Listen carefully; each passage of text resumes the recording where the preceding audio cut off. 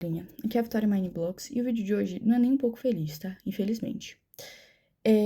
Acontecido uma coisa na minha vida muito injusta e que eu preciso falar com vocês porque eu tô sendo silenciada. Primeiramente, eu tô sozinha nesse quarto aqui, tá?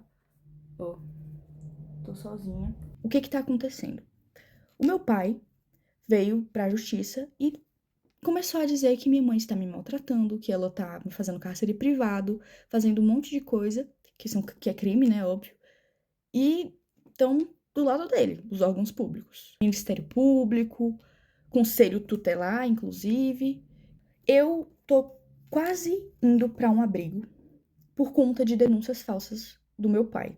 O meu pai cometeu violência doméstica contra minha mãe. E isso foi 1% das coisas que ele já fez. E comigo também, ele cometeu diversos abusos. Quando eu tinha 11 anos de idade, meu pai me colocou sem roupa na frente dele. E eu já tinha corpo, já tinha seios. E ele me colocou com pelada na frente dele, com 11 anos de idade, tá? E ele me obrigou a ficar sem roupa na frente dele. E eu tentava tampar, né? Porque eu tava me sentindo extremamente desconfortável e mal. Eu tava chorando, pedindo pra ele, eu tava implorando pra ele deixar eu me vestir e deixar eu me tampar. E ele começou a gritar, dizendo que ele não era pra mim tampar e que era pra mim soltar a mão. Uma criança de 11 anos de idade. E isso foi pouco, perto de tudo que ele já fez. Eu cresci vendo meu pai tentando matar minha mãe. Eu cresci vendo meu pai maltratar minha mãe. E antes que alguém pergunte, por que sua mãe demorou 12 anos para se separar do seu pai? Porque ele ameaçava matar os meus avós, que são os pais da minha mãe. Muita coisa aconteceu enquanto a minha mãe trabalhava. Ele ficava trazendo um monte de pessoas para dentro de casa. Eu ficava sozinha com ele e ele trazia uns amigos dele para dentro de casa com uma criança menina dentro de casa. E ele já chegou a quebrar computadores no soco. Ele já chegou a quebrar muitas coisas. Ele quebrava prato, quebrava um monte de coisa. Vidro, pote, ele quebrava tudo tacando na parede, querendo causar medo em mim, na minha mãe. Ele ficava, quando eu usava regatinha assim e vinha o detalhezinho, ele ficava fixado naquela blusa, ficava olhando como se eu fosse um objeto. É nojento a níveis assim exorbitantes, tá? E o que mais me revolta é que os órgãos públicos não acreditam na minha palavra e na da minha mãe. O meu pai já chegou a correr atrás da minha mãe com faca, ameaçando matar ela. Ele já chegou a chegar na minha frente, isso tudo na minha frente. Ele colocava eu e minha mãe no carro e começava a correr em velocidade muito rápida para causar medo. E ele já chegou a quase bater várias vezes o carro, tá? Então, assim, ele tá denunciando a minha mãe, dizendo que ela tá me maltratando, que ela é uma péssima pessoa, uma péssima mãe. Sendo que tudo que ele tá denunciando a minha mãe é coisas que ele fez. Porque ele cometeu os crimes. Ele que me abusou. Ele que me colocava contra a minha mãe, tá? Ele falava que a minha mãe não gostava de mim. Ele falava pra mim que a minha mãe, ela não se importava comigo. Sendo que a minha mãe morreria por mim, tá bom? A minha mãe faria de tudo, e ela faz de tudo por mim. Porque desde que eles se separaram, muita coisa aconteceu. Eu entrei em crises que eu tive que ser internada em hospitais psiquiátricos, tá? Eu tive que ser internada em clínicas porque eu tava tentando contra a minha própria vida. Eu tenho ideações suicidas por causa que o meu pai falava assim pra minha mãe: eu vou te enlouquecer até você se matar. Como eu disse, eu tive muitas crises. De todos os traumas que ele me deixou, não tinha como eu não agir diferente. Me desculpa, mas eu não conseguiria não ter crises. Eu tenho crise de pânico, eu não consigo sair de casa, eu não consigo ir para a escola, porque a gente tem medida protetiva contra ele, e ele infringiu elas. Ele veio aqui em casa, ele tá de tornozeleira eletrônica, mas ele passa na frente da minha casa. E a justiça não age. Ninguém tá acreditando no meu lado. Eu fui ouvida uma vez. E nessa vez, ainda banalizaram o que eu passei. Banalizaram os abusos, banalizaram tudo que ele fez. Agiram como se eu estivesse mentindo, agiram como se eu estivesse inventando aquilo tudo, porque ele manipulou todo mundo. Entendeu? É isso que ele é, manipulador a níveis extremos. Ele tem áudios prometendo acabar com a vida da minha mãe. E a justiça não leva isso em conta.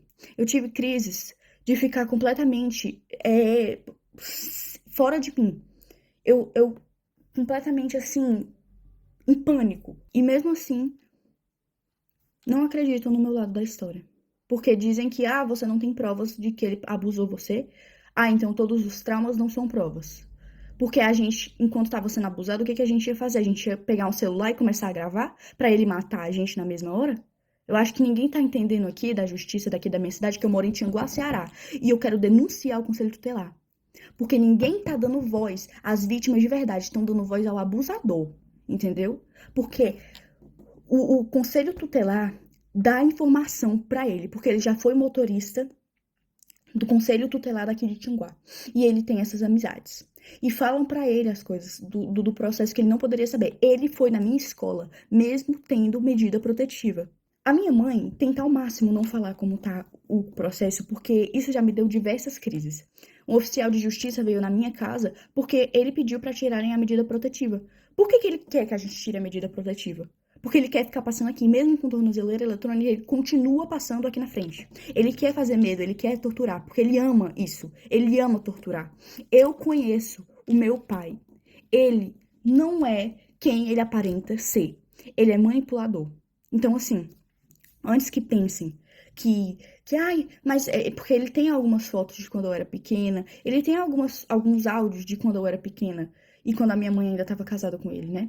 Como tipo assim, porque você demonstrava muito amor pelo seu pai, é óbvio. Eu era uma criança. Que criança que não vai amar o pai? Eu não entendia que o que ele fazia era errado. Eu não tenho nem palavras para descrever o tamanho da injustiça que eu estou vivendo na minha vida e com a da minha mãe. Já não basta todos os traumas que ele causou, a gente ainda tendo que passar por tudo isso, ele querendo a minha guarda para quê? O que que ele quer fazer comigo? Isso é um absurdo, completamente absurdo. Eu não queria ter que transformar o meu canal, infelizmente ter que falar sobre isso no meu canal, mas é a única forma, porque a justiça não está sendo feita. E se não querem me ouvir, eu vou fazer com que eu seja ouvida, entendeu? Então, assim, saiba, Conselho Tutelar e Ministério Público, que o que vocês estão fazendo é um absurdo. Vocês não estão acreditando na versão da vítima. Vocês estão preferindo escutar um abusador. Isso é um absurdo. Eu não tenho nem palavras para descrever o tamanho do choque que eu tenho, tá? Tudo que ele tá denunciando, o cárcere privado, maus tratos, era tudo isso que ele fazia. Era exatamente isso que ele cometia. Ele proibiu eu e minha mãe de a gente sair de casa. A gente não podia sair de casa. E se saísse, ele surtava e quebrava as coisas. Tô cansada de ter que viver com medo, porque eu tenho medo de sair de casa. Porque eu sinto como se ele estivesse me vigiando. Eu não tô indo pra escola, eu tô tendo que estudar em casa, porque eu tenho medo. Eu não aguento mais ter medo. O meu avô é mais pai do que o meu próprio pai biológico, tá? A minha avó é a minha segunda mãe. Eu tenho duas mães, a minha mãe mesmo e a minha avó. Mas o Jorge não se encaixa nisso. O meu pai não se encaixa nisso. Ele não é família. Ele só é genitor. Mas ele não é família. Ele não é um pai de verdade. Porque um pai que ama não faz as coisas horrendas que ele fez. Então eu venho aqui pedir justiça, tá? Porque eu não aguento mais não ser ouvida.